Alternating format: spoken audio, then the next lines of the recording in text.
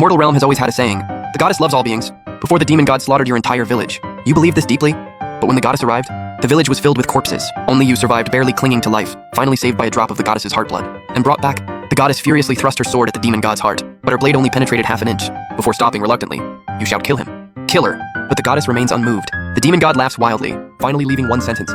You see, you can't kill me. How dare you say you don't love me? Then vanishes as black smoke. So your calamity was only because the goddess didn't love the demon god. So the demon god used her beloved mortals to force her. You question the goddess with bloodshot eyes. You're a goddess receiving mortal worship, with duty to protect all beings. She is an evil demon killing so many. Why won't you kill her? The goddess's expression shifts, but only says 3 words. You don't understand, then vanishes as blue smoke chasing the demon.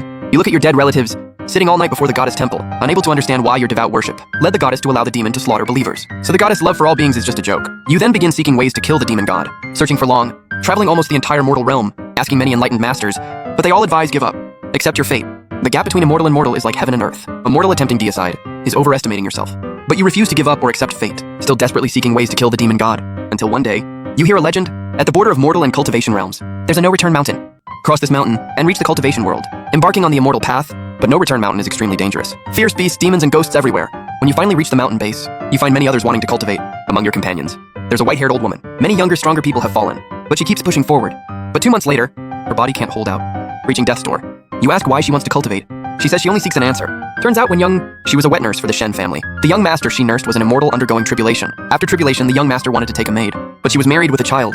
So the young master killed her husband and child, wiped out the husband's family and left. Turns out the maid was also an immortal in tribulation, with past connections to the young master, but even during tribulation, the young master couldn't accept her bearing children for another. At this point, the old woman's eyes show deep hatred. As if revived, she shouts, I must ask them. What did my son do wrong? What did my family do wrong? To be killed innocently. They had secret affairs. If my son hadn't married her to protect her, she would have been punished by the household. Just because she's immortal, she can do as she pleases. This obsession supported the old woman through No Return Mountain. She trembles unwrapping her bundle, revealing a tiny infant skeleton. Child, if you cross No Return Mountain and reach the cultivation world, can you bring the skeleton to those 2? That maid knew the truth but stayed silent. Worried the young master would grieve, knowing he killed his own child. Then I must make him know what he did. He must suffer like me. Finally, the old woman dies. You accept the infant skeleton and continue forward, but companions keep dying after this. Only you and a middle-aged Taoist reach the final illusion. The illusion makes you fight each other, saying only one can leave alive. The Taoist doesn't draw his sword, only asking why you seek cultivation. You reply calmly, I will slay gods. The Taoist freezes, unsure if he finds you arrogant or laughable. He laughs out loud, then collapses exhausted. The Taoist then tells you his story. An immortal woman incarnated in his country, becoming a general's daughter. She was pampered, enjoying all the glory and wealth, but fell for the enemy prince. To please her lover, she betrayed her country, causing cities to fall. But the enemy prince loved another and rejected her.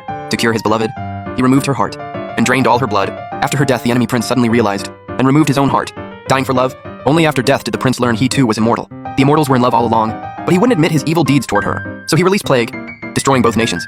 Just to erase the stain between them, the Taoist watched his homeland destroyed overnight, innocent mortals dying in agony. After this, the Taoist coughs black blood and smiles bitterly. Young brother, you're stronger than me.